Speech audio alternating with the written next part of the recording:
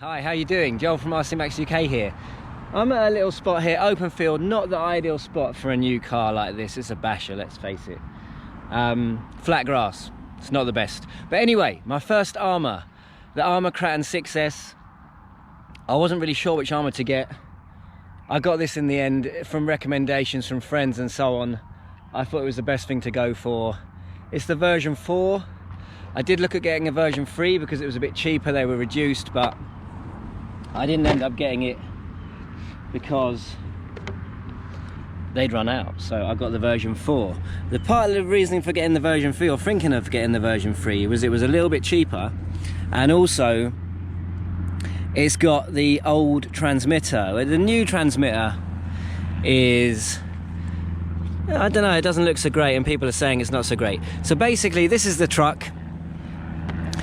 I'm not sure if I'm going to do a proper unboxing video yet, but I've used it for like 3 or 4 minutes. I've rolled it a couple of times on the grass here, just trying to see what it's like basically. I like it. It's a good rig. There's some things I like about it. I like the branding. I like the trugginess of it. I love these body clip things. I know that's a really boring thing to like, but I really like those. I think they're brilliant because I hate body pins, but that just makes body pins a bit easier. With a tether, they stay on the body, you don't lose them, and they're easy to get in and out. Same on the back. I like the shock guards, which are front and back. I like these tires. They feel soft. If anything, they feel very thin. I don't know, hopefully that's not a bad thing, but they feel nice and grippy, and like they'd absorb a lot of jumping and stuff, which of course is what this truck's for. I like the flexibility of the wing, although I don't like the way it kind of gets stuck behind that rear shock bolt there. I don't like the thinness of the chassis. The chassis seems to me very thin. I'll have to check what it is and maybe check it against my MT4 chassis, because that used to bend, of course, back in the day, the MT4 G3. The G3 was one of my favourite bashers, the 6S stuff, and that's what really got me back into RC and the brushless stuff, because it was so cheap. It was £350 back in the day, and that was probably 5 years ago. You can't really get them anymore. They stopped making them, sadly, Thunder Tiger. But the Arrma stuff, I guess, is kind of who is doing that now, doing a reasonably priced 6S, or the basher stuff at a reasonable price. Arrma does it now. It used to be Thunder Tiger with the MT4 G3, which was arguably the best basher at the time. At that time, an E-Revo was 600 quid, so it was 350, crazy, 6S, and it was strong as anything. Of course, you bent the chassis on that. That's one thing I'm not sure about this. I mean, I know people bend the chassis. Look how thin the chassis gets at the back here. It gets very thin. It's bound to bend just there. And it's long and thin as in the thickness of the chassis. So that's a few things I'm not so keen on. I like the look of the body. I like the body pin tethers. I'm not a massive fan. Actually, let's start with the good things. I like the way it's all done. I like the wiring, the way the wiring is held in. That's very cool. I like this little roll cage at the top to protect the body. I also like just the neatness of the electronics. It's all shoved in there nice and tight, but it's all nice and neat. I like these tethers here to secure your wires. I like the chassis brace. Yes, chassis brace, front to back, tower to tower brace that actually looks good. I thought it'd be easy to get off. I'm not sure exactly how you get it off. If you wanted to access the center diff and stuff, I think you got to take it off, but it's not as easy as I thought it might be. Looking at it, I'm not quite sure how you get it off, but it may be just a few screws. Shock boots I like. Captured pins on the shocks, that's good. I like the way that this cage is held on with a couple of pins and a couple of body pins, and then 2 pins that slide out. The sliding motor mount I like. I don't like the look of that center spur gear. It looks like that kind of pot metal, so I'll hold out on that. I don't know if that's good or bad. I don't like the look of the non-rubber shielded bearings all around the place, on the steering, all everywhere. Sort of non-rubber shielded, so not Traxxas style, but more just cheap style, I suppose. And I'm not sure about the fact that the only CVDs on the car are at the front here, on the front hubs.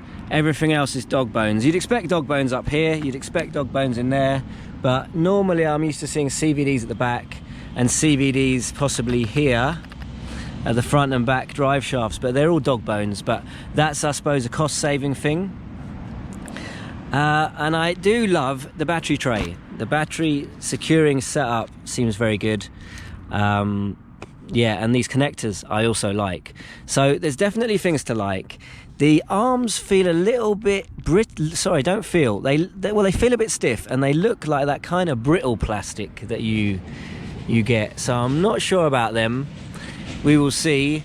I know you can get some upgrades on this, but for me, yeah, I like the idea of upgrades. Being able to get upgrades, that's good. But I don't like the idea that you need upgrades. It's kind of something nice to get if you want to make your truck a bit more personalized and maybe a bit tougher, but I don't like the idea of upgrades that you need as such. I love these guards. I think they're brilliant.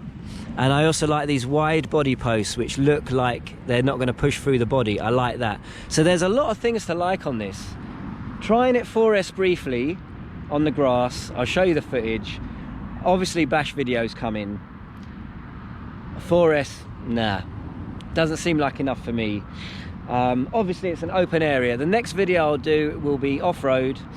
I'm hoping to take it to a BMX track, which is very rough and lots of jumps obviously, and I'm also hoping to take it to a bash spot near me, which is very rough, lots of mud, bumps, humps and so on. Why is that not going down? There you go. And yeah, getting it off-road and getting it on 6S. But yeah, so far first impressions are okay. It's kind of built to a price, obviously, that, you know, it's a reasonably priced vehicle, and that price has to come from somewhere. So some things are going to be cheaper maybe than I'd like, but I like the look of it. I hope you guys do too. First Arrma on the channel, and yeah, next video 6S, some proper bashing.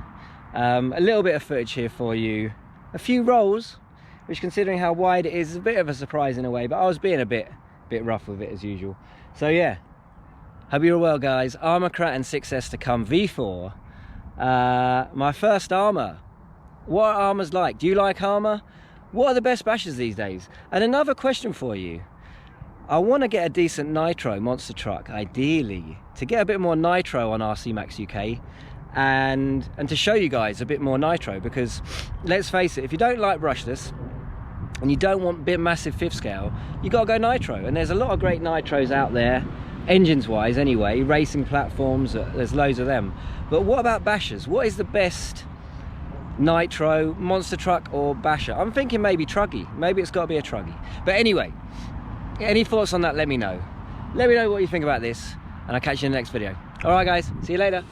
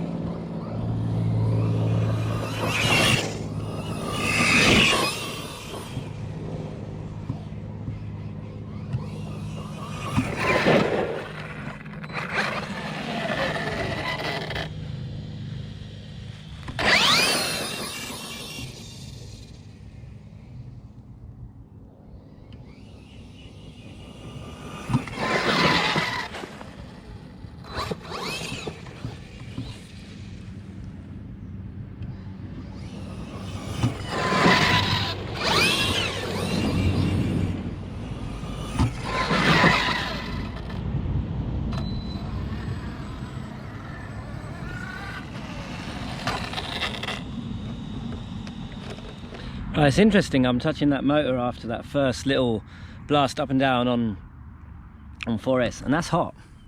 Definitely hot on 4S standard gearing, low speed gearing on grass. So I'm surprised at that. I thought it'd be cool as anything.